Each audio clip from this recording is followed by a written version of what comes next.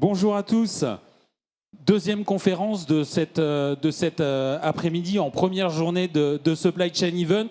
On poursuit et on creuse sous un autre angle le cycle visibilité et pilotage transport. En l'occurrence, on va parler TMS, je crois, un TMS, ça, TMS SAP.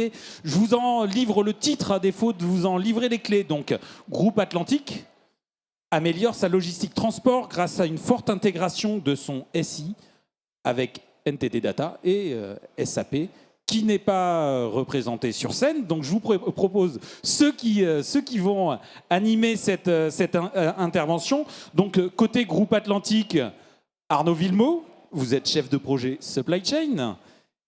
Et pour NTT Data, Philippe Bourgoin, Account Manager, donc chez NTT Data. Messieurs, je vous laisse l'estrade pour 30-35 minutes et on reviendra pour les questions-réponses. 30-35 minutes, parfait. Alors bonjour à tous, merci d'être là déjà. Donc moi c'est Arnaud, je travaille pour le groupe Atlantique depuis maintenant 5 ans. 5 ans, et quand je suis arrivé il y a 5 ans, le groupe venait juste de mettre en place son ERP avec le module TM, donc SAP avec son module TMS, SAP TM, sur notre site de l'Est de la France. Et on m'a dit, tu as quelques années, alors moi je travaille à l'Ouest de la France en Vendée, pour info, et on m'a dit, tu as quelques années pour te préparer mentalement à l'arrivée d'SAP sur ton site. Alors bon, j'avais besoin de quelques années, je pense.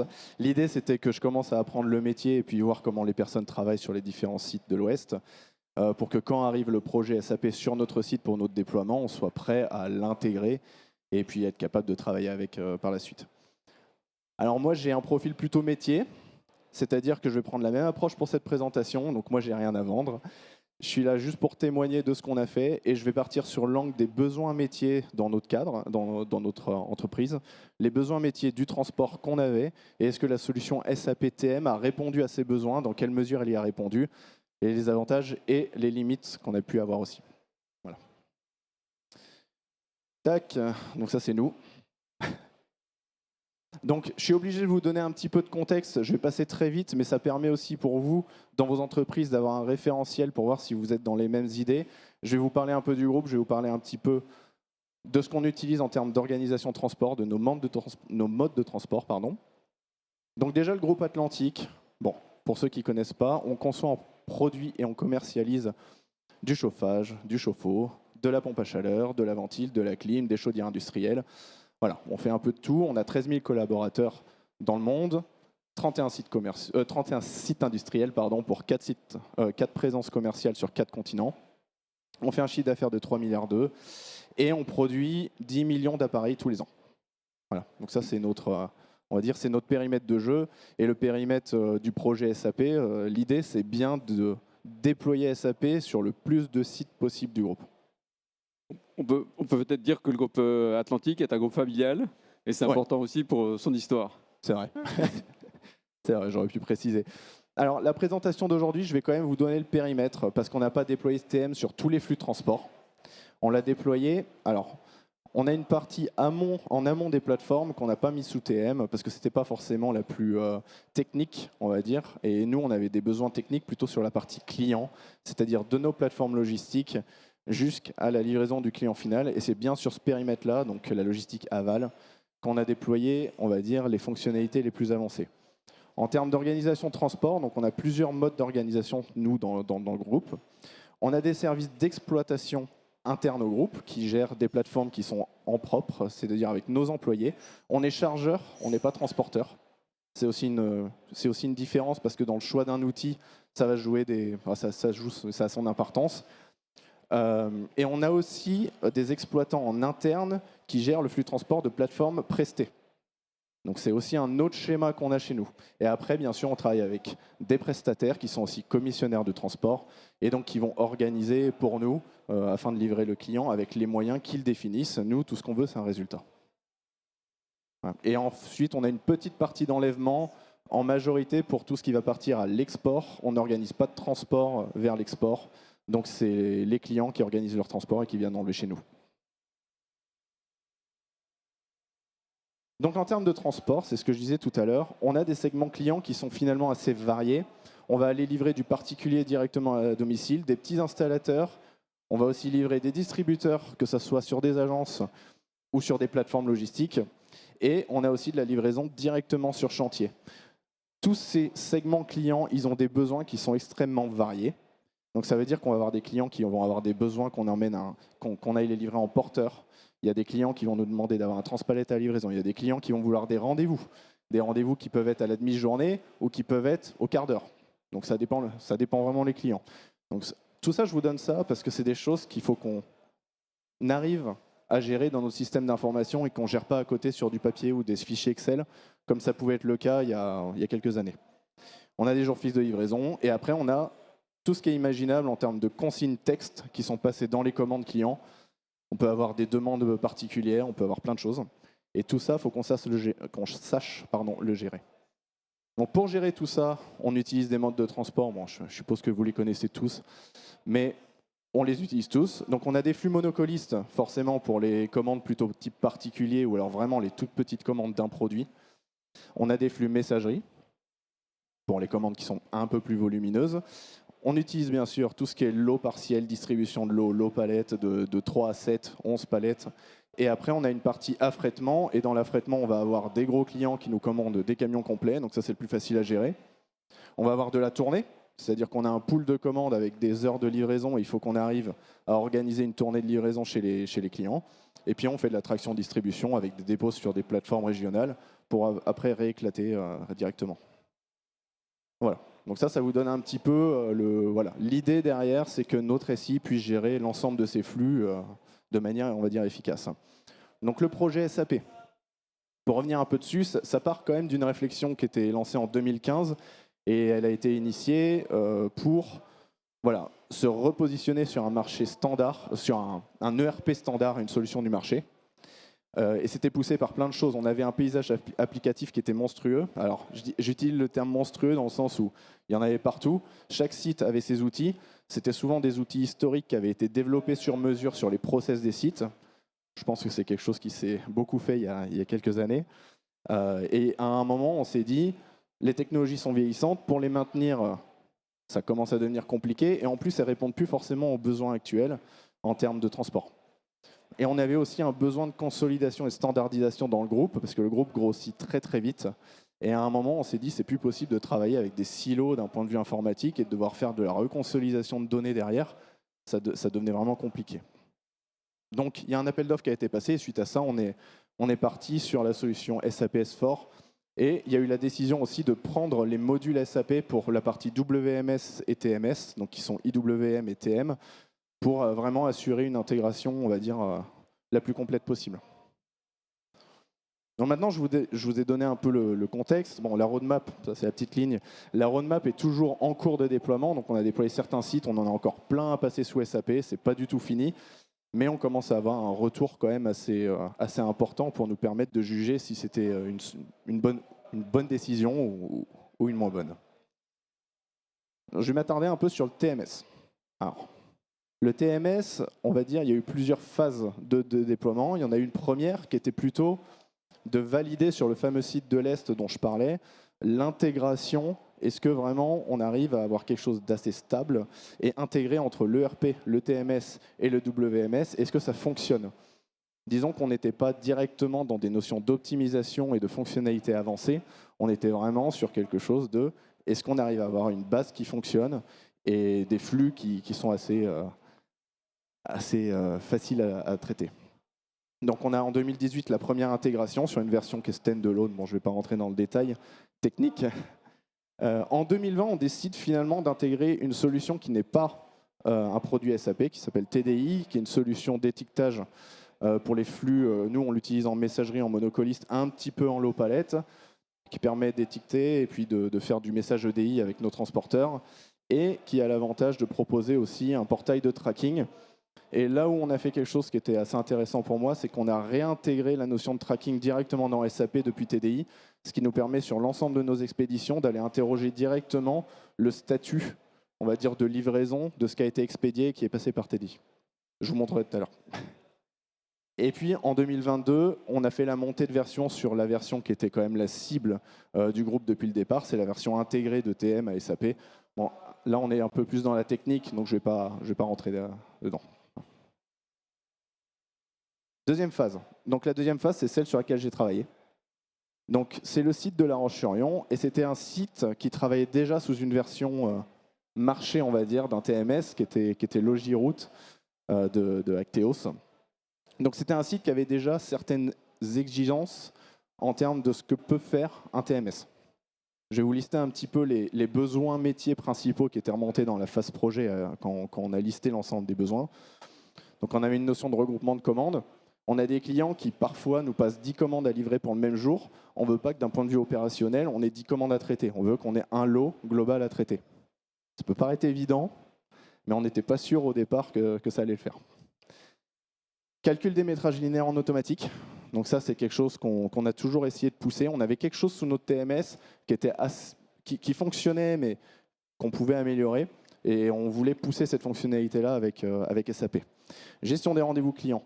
Donc ça, c'est un gros point. C'est-à-dire qu'on a beaucoup de clients qui veulent de la gestion de rendez-vous.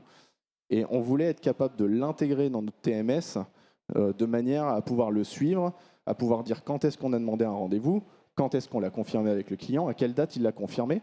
Parce que s'il le confirme plus tard que la date initiale qu'on lui a promise, dans un sens, on est toujours bon par rapport à notre promesse de livraison. Voilà. Donc c'était un grand sujet, la gestion des rendez-vous. L'automatisation, on va dire, des flux, des créations, des flux messagerie et monocolistes. Donc on pense qu'il n'y a pas beaucoup de valeur ajoutée à essayer d'exploiter un pool de commandes qui doit partir dans un flux comme le monocoliste ou la messagerie, et on voulait avoir juste à cliquer sur un bouton, que ça crée les camions fictivement et que ça les envoie dans IWM pour préparation. On ne voulait pas passer de temps sur ce flux-là. On avait un outil développé, encore une fois, avant SAP, qui nous permettait d'échanger avec les transporteurs. Ça veut dire qu'on leur mettait à disposition nos ordres de mission. Les transporteurs se connectaient avec un login et étaient capables de dire oui, non, je prends pas. Oui, je prends, mais il faut changer les étapes clients qui sont à l'intérieur. Oui, je prends sous ces conditions. Voilà. Il y avait un système aussi de gestion de statut où en était l'avancement de cet ordre de transport, est-ce qu'il était validé ou non. On voulait l'intégrer dans SAP. Calcul des coûts de transport, c'est un basique, c'est-à-dire qu'on voulait que les calculs de coûts de transport se calculent automatiquement sur la base des grilles, des dernières grilles disponibles paramétrées dans le système, pour ensuite faire de la préfacturation et être capable de dire à nos transporteurs, voilà ce que vous devez nous demander ce mois-ci parce que vous avez fait ces ordres de mission-là. Donc ça, c'est tout ce qu'on a demandé. Je vais passer la partie projet où on s'est un peu arraché les cheveux pour essayer d'arriver à un résultat on va dire au plus proche de ce qu'on était capable de faire. Et maintenant, je vais vous faire un peu le retour d'expérience. Alors, on va commencer par ce qui n'a pas marché ou alors n'a pas été abouti. Et ensuite, je vais vous montrer un petit peu des écrans et puis ce qui fonctionne plutôt pas mal. Alors déjà, pour un peu de contexte, moi, j'avais le rôle d'être avec les équipes opérationnelles, de recueillir leurs besoins. Bon, si je donne un peu d'image, les équipes opérationnelles me disaient si on n'a pas ça, on ne pourra pas travailler. Et de l'autre côté, j'avais les équipes projet informatique qui me disaient de quoi vous pouvez vous passer pour qu'on rentre dans le timing. C'était à peu près l'idée. Donc, ce qui reste encore aujourd'hui à améliorer, après 1 an et demi à peu près sous SAPTM sur le site de l'Ouest, calcul des métrages. Alors, ça, celui-là, je dois en parler. En fait, SAP propose des fonctionnalités de calcul de métrage. Mais nous, on a, je ne sais pas, la malchance peut-être, d'utiliser un certain nombre de diversités dans la taille des palettes. Je ne saurais pas dire exactement combien, je pense que ça doit être autour de 10 tailles palettes différentes, qui disons, complexifient le travail de paramétrage de ce qu'ils appellent le package builder, je crois, si je ne me trompe pas. Donc, on a décidé, pour des raisons de temps et voilà, d'efficacité, de ne pas passer trop de temps sur ce sujet-là et de répliquer ce que faisait notre ancien TMS, qui était, sans rentrer dans les détails techniques, approximatif. Voilà. Donc ça, c'est quelque chose sur lequel on peut encore s'améliorer, et SAP propose quelque chose. Plateforme d'échange transporteur, c'est là où on a perdu. Alors, il existe des choses sur le marché, mais pour l'instant, on a aussi décidé de se dire que ce n'était pas prioritaire. Et donc, on est repassé sur des envois de mails automatiques. Alors, je sais que les équipes ont un peu grincé des dents au début. Ça a été un peu compliqué. Mais voilà. Bon, là, on a clairement perdu. On n'a pas forcément trouvé une solution qui nous allait pour l'instant. Et il faut encore qu'on travaille dessus. Il y a 2 nouveaux sujets qui sont apparus entre-temps. qu'on n'avait pas forcément mis en avant au moment du projet, c'est l'aide à la décision, dans ce que TM sait faire. C'est-à-dire qu'on peut le paramétrer de manière à ce qu'il nous propose, sur la base de coût, disponibilité transporteur, le transporteur qui se place le mieux par rapport soit à une étape de livraison, soit à plusieurs étapes de livraison dans un même camion. On peut aller jusque-là. Et ça, c'est des sujets qu'on commence vachement à... Voilà, en ce moment, on rentre beaucoup dedans parce qu'on sait qu'il y a un réel besoin opérationnel et on n'est plus au stade de apprendre à travailler avec l'outil. Maintenant, on est au stade de optimiser ce qu'on sait faire. Flux poussé IWM, je ne vais pas en parler beaucoup. L'idée, c'est de pas planifier le transport dans TM pour l'envoyer dans IWM en prépa. C'est plutôt de dire, voilà, j'ai un pool de commandes à mettre dans un camion messagerie et je veux que le terrain, entre guillemets, qui travaille sous IWM, charge au fil de l'eau une remorque. Et à un moment, il clôture la remorque. Et c'est à ce moment-là que, informatiquement, on dit, OK, qu'est-ce que j'ai mis dans quel camion et combien ça me coûte. Donc c'est plutôt travailler en flux poussé. Et le dernier point sur lequel, alors celui-là il est aussi dans les points positifs, c'est juste je le mets ici en réglage. Quand vous avez des contrats avec des transporteurs et qu'il y a plein de petites lignes tarifaires et plein de petites conditions dans tous les sens, d'un point de vue paramétrage on peut le faire, mais il y a aussi une décision à un moment de se dire jusqu'où on va dans le paramétrage parce que plus on va loin, plus il faut le maintenir. Et nous on a pris la décision de ne pas forcément paramétrer toutes les petites lignes. Parce qu'en termes de maintenance, ça devenait vraiment compliqué. Donc sur ces quelques cas qui sont assez rare, on va dire. On décide de ne pas faire de préfac. Enfin, on a notre préfac, on sait qu'elle est approximativement bonne, mais on attend la facture du transporteur avant de contrôler. On ne lui envoie pas en fait ce qu'il nous doit, ce qu'on lui doit. Maintenant, je vais passer sur ce qui fonctionne plutôt bien. Et c'est à cette partie-là que je voulais arriver le plus vite possible, parce que pour moi, c'est la plus intéressante. On est bien. Pour parler des trucs qui vont bien, on est bien.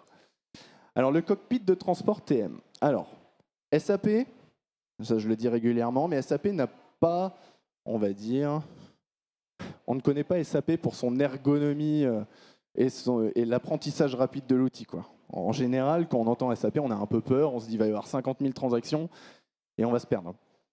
Et ça, c'est quelque chose que je ne peux pas reprocher à TM et tous les gens qui sont sous SAP, l'ERP, et qui voient TM après, ils disent c'est vraiment un écran SAP, ça. C'est assez drôle. C'est un écran en fait qui fait tout celui-là. C'est celui sur lequel travaillent les exploitants transport pour info. Alors comme ça, il peut faire un peu peur, mais je peux vous dire qu'il se prend assez vite en main. Donc en gros, nous on l'a paramétré comme ça, mais on peut faire ce qu'on veut. On l'a paramétré de manière à avoir les commandes à livrer en haut à gauche, les ressources disponibles en bas à gauche. Donc ressources disponibles, c'est ce qu'on va utiliser un porteur, un semi, un camion remorque. Est-ce qu'on va faire de la traction, de la distri. Enfin, on peut paramétrer tout ce qu'on veut de toute façon dedans. Et ensuite, en haut à droite, on va avoir toute la planification des départs. Donc, c'est les camions qui sont en cours de construction, des tournées, des départs directs, etc. Avec leur taux de remplissage qui s'affiche là dans des petites barres. Et en dessous, on peut avoir le détail du chargement si jamais on décide de ce camion-là, je veux voir ce qu'il y a dedans, histoire de ne pas me planter et pas de me tromper de camion. Voilà. Donc ça, c'est l'ergonomie de l'écran. On est capable aussi de diviser ça sur 2 écrans différents. Ce qui est important, parce que là, c'est tout petit, parce que j'ai fait un imprimé écran sur mon PC portable. C'est beaucoup plus grand sur les écrans des exploitants. Et donc, il y a des choses que j'aime bien, moi, dans cet écran. Je pense que c'est le point fort, et c'est exactement ce que moi, je visais en tant que key user, représentant des personnes qui vont l'utiliser tous les jours. Je voulais qu'ils se sentent à l'aise avec l'outil. C'était mon seul objectif, je n'avais rien d'autre. Alors, du coup, notre critère de regroupement qu'on voulait, on a pu le faire, parce que tout ce qui est là, on peut choisir de regrouper des lignes entre elles sur la base de tous les critères qu'on veut. Donc nous, on a décidé de le faire par client, forcément. Donc on a décidé de regrouper les lignes qui ont des critères communs. Ensuite, on peut classer, afficher ce qu'on veut, on peut sortir des colonnes, on peut changer la taille des colonnes, on peut faire tout ce qu'on veut. Et par exemple, là, on a décidé de filtrer par numéro de rendez-vous client, dont je n'ai pas trop reparlé encore, mais je vais en reparler tout à l'heure. Ce qui permet, par exemple, pour un client qui nous passe 10 camions en commande, il a 10 rendez-vous sur la semaine, on sait que c'est directement dans l'ordre, on les prend un par un, on crée, on expédie et puis on ne se pose plus trop de questions. Ensuite, quelque chose qui est super important dans TM, et dans SAP même en général on peut le faire, mais je trouve que dans TM c'est un peu plus ergonomique encore une fois, c'est qu'on peut créer des vues standards. Alors les vues standards utilisateurs, c'est quelque chose qu'on a mis en place dès le début. Ça veut dire qu'au lancement des SAP TM, on savait que n'importe qui allumait TM, on lui avait paramétré la vue standard pour qu'il puisse travailler correctement avec uniquement les infos dont il a besoin pour travailler. Et on est aussi capable, derrière, de repersonnaliser Par exemple, si j'ai un exploitant qui travaille que sur 3 départements, eh ben, je fais en sorte qu'il voit que 3 départements et qu'il voit que les camions qu'il a à voir dans son écran, quoi. Donc, toutes ces choses-là, il n'y a eu aucun problème. Et moi, alors, bon, j'ai un petit côté geek des fois, mais ce que j'ai adoré, c'est la mise en forme conditionnelle. Alors ça, je me suis amusé avec. Donc, en fait, sur la base de n'importe quel critère, on va être capable de faire apparaître des codes couleurs dans les écrans. Donc, vous voyez, sur la partie planification des départs, il y a un truc qui apparaît en orange. Ça veut dire, attention, tu n'as pas d'heure de chargement sur ton départ. Donc, ça veut dire que toutes les lignes qui sont en orange, il y a un problème. Il faut mettre une heure de chargement, parce que sinon, on ne sait pas quand le transporteur va venir. Sur les parties jaunes, c'est attention, il y a un rendez-vous à prendre. Voilà. Et on est même allé plus loin, c'est-à-dire que dans les champs textes dont je parlais tout à l'heure, les fameux champs textes de consigne, nous, on sait à peu près quelles sont les informations super importantes à retirer d'un champ texte, dans lequel finalement il peut y avoir beaucoup d'informations qui ne nous servent pas. Et donc du coup, on a identifié des mots-clés, ou une partie des mots-clés, on peut faire ça aussi, de manière à ce que le champ texte apparaisse en vert si jamais, par exemple, le client il dit porteur obligatoire ou haillon, enfin tout ce qu'on veut. Les champs apparaissent en vert, ça veut dire qu'il faut absolument lire la consigne, il y a un truc dedans qui est important, quoi. Voilà. Donc ça, c'est mon truc préféré, on va dire, de SAPTM, c'est que les utilisateurs, et ça c'est clair, ils l'ont pris en main beaucoup plus vite que ce que j'avais imaginé. Beaucoup plus vite. Et après, je vais être un peu plus rapide sur les autres points positifs, mais la partie préfacturation et calcul des coûts dans SAP, moyennant un paramétrage de base assez lourd, faut quand même se le dire, quoi. Derrière, après, une fois que c'est paramétré, ça roule tout seul. C'est-à-dire que tous les coûts se calculent correctement, la préfac, elle se fait toute seule. On peut créer des batchs automatiques où on va envoyer l'ensemble des missions réalisées par un transporteur avec tous les coûts associés, qui il a livré, quel jour, à quelle heure, etc. Et à la fin, il a toutes ces missions réalisées, le coût total, et puis il a juste à valider ou pas en envoyant la facture avec ce montant-là, et il n'y a plus de problème, il n'y a plus d'écart, quoi. On a aussi la possibilité, grâce au fait que ce soit TM Embedded, de créer les commandes d'achat donc directement dans SAP. Ça veut dire que la provision comptable des montants de transport est directement envoyée dans l'ERP. Ça veut dire que la compta n'a pas grand-chose à faire si ce n'est regarder et puis dire c'est cool, on a les provisions, quoi. Et ça, c'est automatique. On peut le batcher, personne n'intervient dessus. Donc ça, c'est un truc sur lequel on a gagné énormément de temps parce qu'on faisait de la préfacturation, mais on le faisait un petit peu en mode Excel, on se débrouillait, quoi. On se débrouillait. De manière générale, les besoins métiers ont été pas mal couverts. On a un planning d'expédition qui est assez visuel. On a réussi à reproduire la mise en forme qu'on avait avant SAP pour pas que les utilisateurs soient un peu perdus. En fait, tout ce qu'on a pu remettre sous la forme de ce qu'on faisait avant, on l'a fait parce que nos utilisateurs, du coup, ont moins de choses à intégrer aussi au lancement de l'ERP. Donc on a le calcul du taux de remplissage en automatique, même si imparfait, et on a effectivement une automatisation des flux monocolistes et messagerie. On aurait pu aller beaucoup plus loin dans l'automatisation, sur de l'affrètement, sur des lignes régulières. Après, on sait qu'on n'a pas non plus... la régularité chez nous, c'est pas, on va dire, la base du métier. Ça veut dire qu'on a plein de commandes clients qui tombent à plein de jours différents, avec plein de critères différents. On sait qu'on pourrait faire quelque chose, mais on a décidé dans un premier temps déjà que les utilisateurs intègrent correctement l'outil avant de passer à une deuxième étape qui est plutôt optimisation automatique, quoi. Et je ne parle pas des rendez-vous, tout simplement parce qu'on a fait développer quelque chose. Ouais, bon, on ne peut pas toujours échapper au développement. Il y avait quand même une règle où on voulait pas y aller.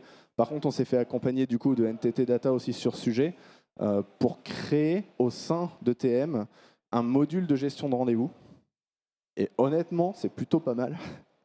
C'est plutôt pas mal, mais comme c'est un développement, je ne voulais pas le mettre en avantage SAP parce qu'en fait, il n'y avait pas de solution particulière proposée par SAP pour la gestion de rendez-vous. Et maintenant, ça nous sert énormément parce que cette date de rendez-vous, elle rentre directement dans l'objectif de livraison client. Après, on peut faire des analyses dessus. Est-ce que nos clients ils valident les rendez-vous sur les dates qu'on leur demande? Enfin, on a vraiment plein de choses qu'on peut faire avec cette date. Et le dernier truc positif, c'est tout ce qui est lié à la visibilité des flux. Donc SAPTM en lui-même propose déjà des requêtes préconstruites qui permettent d'interroger un peu son flux, c'est-à-dire tous les camions en cours. Je sais pas, tous les tous les camions prêts à facturer, tous les camions déjà facturés. Enfin voilà, il y a plein de requêtes différentes, plein d'écrans différents sur lesquels on peut interroger et avoir assez rapidement une réponse. D'un point de vue BI, on a forcément intégré SAP. C'est le jour et la nuit entre les sites sous TM et les sites en dehors de TM. Ça veut dire qu'en termes de détails, dès qu'on est passé sous TM, les coûts ventilés à l'article, aux clients, les coûts de transport de manière générale, l'ensemble des flux, on peut tout avoir dès lors qu'on sait manipuler un peu la BI. Et ça, c'est quelque chose qu'on ne peut pas faire encore sur les sites qui ne sont pas passés TM. Et je finis sur notre petit module TDI qui réintègre des liens de tracking dans SAP. Ça, c'est quelque chose sur lequel on a beaucoup gagné, en particulier l'administration des ventes, parce qu'avant, quand les clients appelaient, l'ADV, elle appelait le transport, et puis le transport rappelait l'ADV. Et puis, bon. Aujourd'hui, l'ADV est autonome. Ça veut dire que le client appelle, elle interroge la commande, on va dire, dans SAP, et si c'est passé par le tracking TDI, en tout cas, elle a le tracking. Donc il manque forcément quelque chose, et ça fait le lien avec la fin de la présentation. C'est quelles sont les prochaines étapes? Et ben là, je viens de parler de tracking TDI, Monocolis Messagerie. C'est qu'on commence à travailler sur des solutions de tracking pour la partie affrètement maintenant. L'idée, c'est d'avoir la même chose, mais sur l'ensemble de notre flux de transport, et de le réintégrer de la même manière dans SAP, de manière à vraiment avoir une visibilité complète sur nos flux et où est-ce qu'ils en sont en termes de livraison. On a, comme je le disais, beaucoup de déploiements à faire encore, en France comme à l'international. D'ailleurs, aujourd'hui, je devais être accompagné par quelqu'un, mais il déploie un autre site, donc bon, je suis tout seul. Et le dernier, c'est l'enrichissement de la solution des sites déployés. C'est ce que je disais tout à l'heure, c'est qu'au fur et à mesure que les utilisateurs montent en compétence sur le module TM, c'est eux qui commencent à avoir des idées. Et c'est vrai qu'ils nous alimentent, en tout cas les équipes nous alimentent pas mal en ce moment sur des besoins d'optimisation de certains flux, ce qu'on sait faire techniquement mais qu'on n'avait pas voulu trop pousser au départ. Parce qu'ils commencent à dire oui, ce flux-là, c'est tout le temps le même, on pourrait peut-être l'automatiser en cliquant sur un bouton, ça crée le camion et puis on ne s'embête pas. Donc il y a des demandes comme ça qui commencent à arriver sur l'aide à la décision. Et puis on a un gros projet aussi de création et d'enrichissement d'indicateurs au niveau groupe. Ça veut dire qu'au fur et à mesure qu'on passe les gens sous SAP, ils rentrent dans un moule, on va dire, standard, et on commence à vraiment mesurer des performances au niveau du groupe et non plus localement, unité par unité, comme on pouvait le faire avant. Donc moi, j'ai pas mal parlé, mais on va pouvoir passer à la partie parfait, super. À la partie questions, s'il y a des questions. N'hésitez pas. Je reviens dans le cadre. Est-ce qu'il y a des questions qui viennent assez naturellement? Alors, moi, je serais tenté de poser la première. C'est vrai que NTT Data ne s'est pas exprimé. Ça vaudrait peut-être le coup que vous nous disiez quel a été votre rôle et d'ailleurs comment vous êtes retrouvé.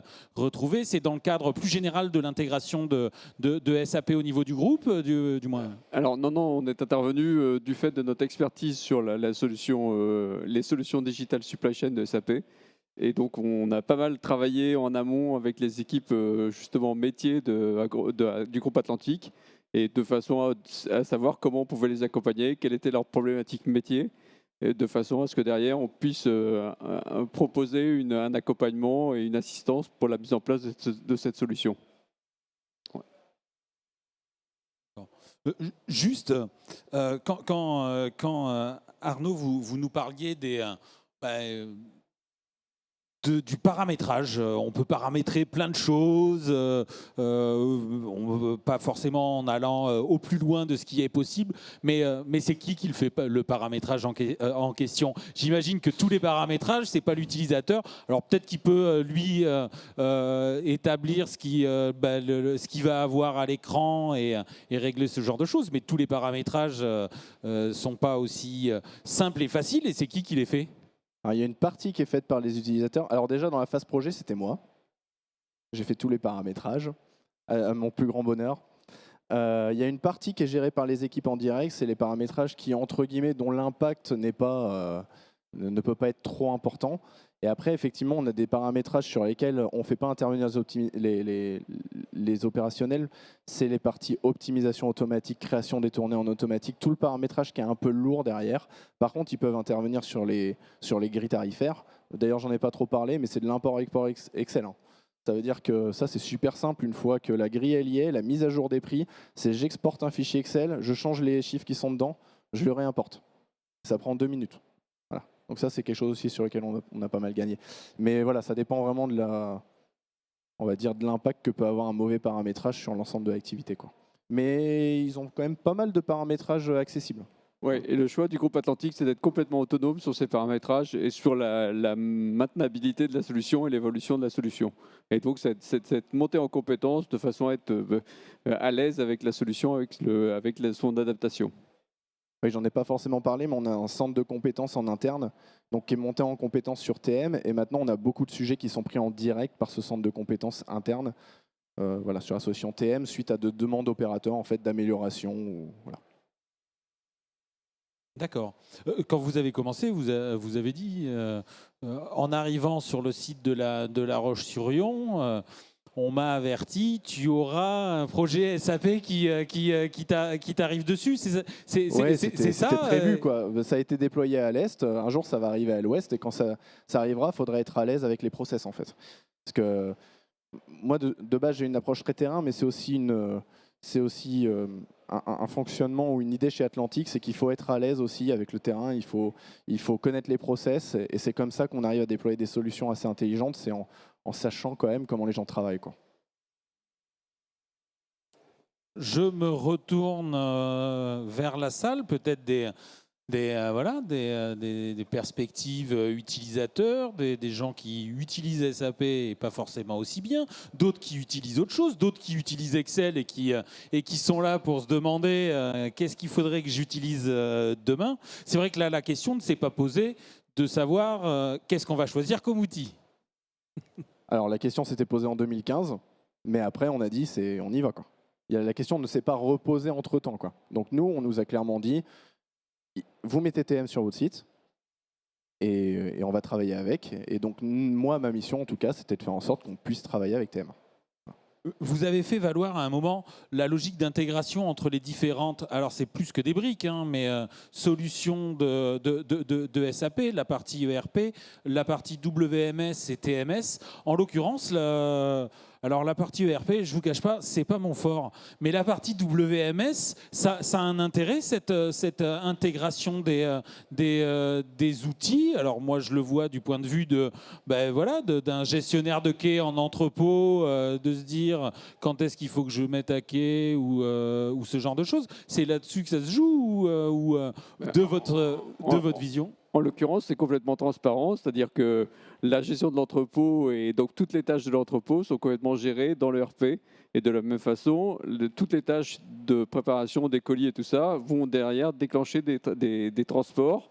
Et derrière, pour compléter et finaliser l'intégration, la partie, comme le disait Arnaud, la partie comptabilisation, gestion des factures, gestion des coûts de transport, elle est directement gérée et elle permet d'alimenter par exemple les coûts des articles ou de gérer par exemple le revenu ou la rentabilité. Donc c'est vraiment effectivement le point fort de la solution d'avoir quelque chose de complètement intégré avec des fonctionnalités de WMS et de TMS dans la solution ERP. Mais alors pourquoi les flux amont ne sont pas concernés? Il y a peut-être l'enjeu est moins et il n'est pas tourné vers le client, mais ça a l'air si facile, c'est pas le mot, mais en tout cas d'amener une telle valeur. Moi je me demande, et les flux amont? Ça viendra probablement un jour, genre, je sais pas. C'est peut-être déjà dans les tuyaux, en tout cas je suis pas au courant.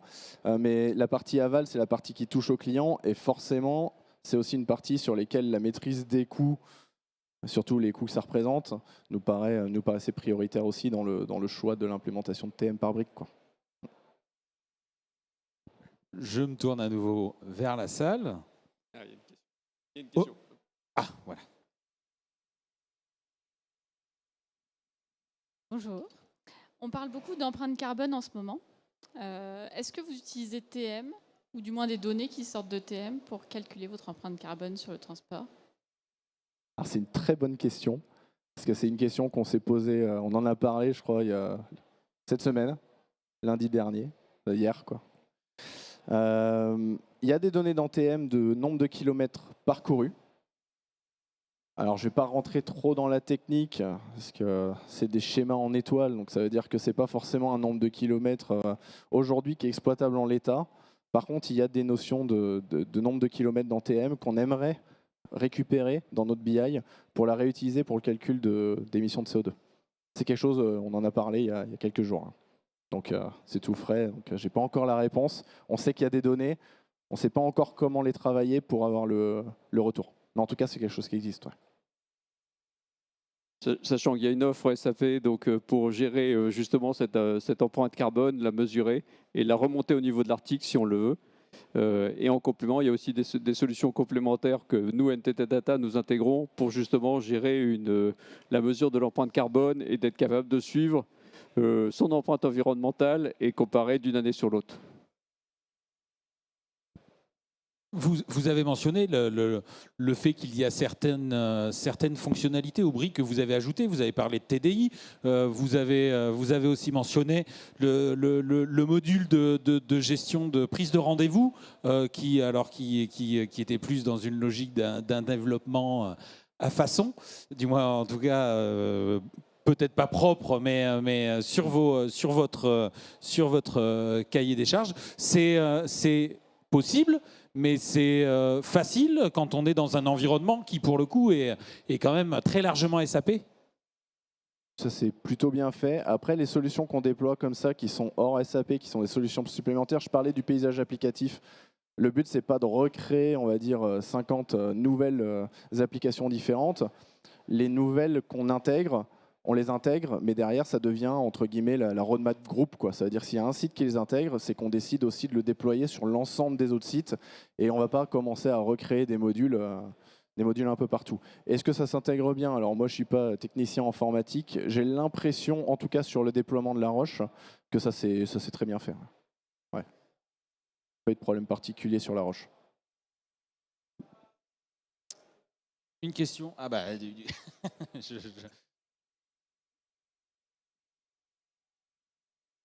Bonjour. En fait, moi, j'avais deux questions qui sont sur l'avant et l'après. La première, c'est est-ce que vous avez réussi à mesurer l'impact du déploiement de TM sur la performance des équipes logistiques? Très compliqué de répondre, très honnêtement. Moi, comme je disais, j'avais un objectif, c'était que ça marche au démarrage et qu'on ne perde pas en fait en productivité dans un sens. Ça veut dire qu'on doit être capable d'absorber l'activité sans forcément de gros effets négatifs de freinage au démarrage ou autre. On a eu une année 2022 qui était une année très intense en termes d'activité et on a réussi à tenir avec un nombre d'effectifs qui par rapport à l'activité était à peu près stabilisé. Donc d'un point de vue de productivité, on va dire qu'on a absorbé la charge. Par contre, vous dire qu'est-ce qu'on a gagné au global en termes de ROI ou autre, ça, moi, je ne saurais pas répondre. D'accord. Merci. Et la deuxième, c'est plus par rapport au monitoring de vos transporteurs. Est-ce que vous avez pu surveiller avec plus d'efficacité les niveaux de service de vos transporteurs et auquel cas les challenger? Alors ça rejoint un petit peu le module dont je parlais tout à l'heure de la capacité de tracer, parce qu'on sait calculer une performance transporteur, mais basée sur une date de départ en fait aujourd'hui. Une date de départ à laquelle on connaît à peu près un délai moyen. Et c'est pour ça que je parlais en prochaine étape d'être capable de rentrer une connexion track and trace sur nos flux d'affrètement pour justement être capable de rajouter la livraison réelle sur des données soit GPS, soit remontées directement en interface.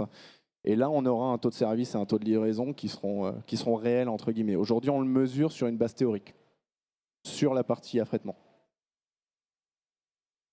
Donc il nous manque un petit module pour être au top.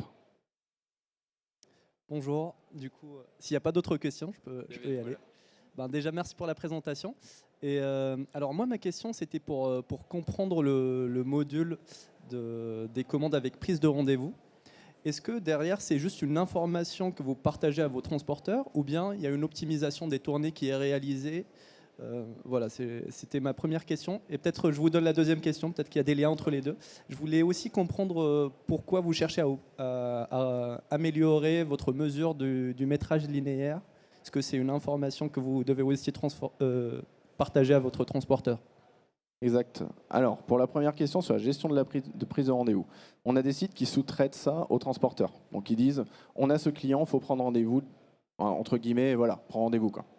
Puis on a des sites qui les prennent en amont, effectivement pour ce que vous avez dit, c'est-à-dire que quand on est maître de la prise de rendez-vous, bon déjà on maîtrise un peu la formation et l'échange avec le client, ce qui peut être intéressant, mais c'est aussi derrière on est capable d'organiser des tournées sur la base d'heures de livraison. Si jamais dans un même département j'ai 3 clients à livrer, un à 8h, un à 10h et un à midi, pas de problème, je fais un camion, il va livrer les 3 points et ça se passera bien. C'est pour ça que la maîtrise du rendez-vous, elle est sur le site de La Roche, elle était vraiment importante parce qu'on crée beaucoup de tournées en fait. Voilà, donc c'est lié à ça. La deuxième question sur le métrage linéaire, on a effectivement des interfaces avec des prestataires logistiques à qui on annonce également le métrage. Alors c'est utile aussi chez nous parce qu'on annonce aussi le métrage côté terrain. Quand on leur dit un camion va arriver, il va charger, je sais pas moi, 7 mètres linéaires. Voilà, l'idée c'est bien qu'il charge 7 mètres linéaires. Et le problème de l'approximation, c'est quand un transporteur charge et qu'il a 8 mètres au lieu de 7, eh ben nous, on s'engage à payer 7. Donc il faut qu'ils viennent nous voir, qu'ils disent qu'il faut modifier des choses, ça demande une action manuelle de modification. C'est un petit peu plus lourd, quoi. Donc on aimerait bien un truc qui est un peu plus précis pour nos prestataires comme pour nous, en fait, finalement. Peut-être une dernière question, mais moi j'en ai une, sinon. Vous avez parlé de l'automatisation, notamment l'enjeu que vous avez, avant de pousser le curseur de l'automatisation, vous vouliez que les utilisateurs comprennent, prennent en main de l'outil avant de lui laisser une marge d'action. Qu'est-ce que vous pouvez nous dire du sujet? Et est-ce qu'il y a la possibilité aussi de voir l'outil faire des propositions, par exemple, pour une tournée, de remonter des propositions d'optimisation? Alors pour les propositions, je laisserai répondre. Est-ce qu'il y a des possibilités dans un second temps? Et dans un premier temps, la question c'était l'automatisation. Alors l'automatisation, c'est quelque chose qui est assez facile à faire sur les flux, entre guillemets, messagerie monocoliste, comme je disais. Et après, si on a des flux réguliers, si vous êtes une entreprise qui a des flux réguliers en différents sites, vous savez que ça part très souvent de ce point-là vers celui-là, celle-là, etc. Dès qu'il y a un flux régulier, c'est super simple. Enfin, c'est super simple. Ça se paramètre, on va dire. Ça se paramètre et derrière, c'est qu'une question de cliquer sur un bouton et tout seul, il va créer les camions, il va dire ça part du point A à point B, je calcule les coûts, j'affecte le transporteur et puis finalement, il n'y a plus qu'à pousser en préparation et il n'y a pas de problème. Donc, nous, la complexité, c'est lié aussi au rendez-vous dans un sens. C'est que comme on a des clients qui nous proposent des rendez-vous totalement variables, des fois c'est des créneaux, des fois c'est des heures fixes, des fois c'est des clients sans rendez-vous, des fois c'est des jours fixes, etc. L'optimisation devient un peu plus compliquée et penser qu'on peut remplacer l'exploitant, je ne sais pas si on a un niveau de maturité et je ne sais pas si un outil aujourd'hui serait capable de le faire avec cette complexité-là. Et c'est là qu'on y arrive. Oui, donc il y a effectivement un module d'optimisation et de planification automatique des tournées en fonction des critères que l'exploitant a déterminés, qui peut être le coût, qui peut être la distance, l'optimisation de la distance, l'optimisation du chargement. Donc il y a un tas de critères qui rentrent en compte et que l'outil de planification peut gérer pour faire la planification et optimiser comme ça les transports. Et donc derrière, optimiser les coûts de transport. Très bien. Écoutez, je vous propose d'en rester là. Merci pour ce témoignage Merci à tous. de terrain, pratique.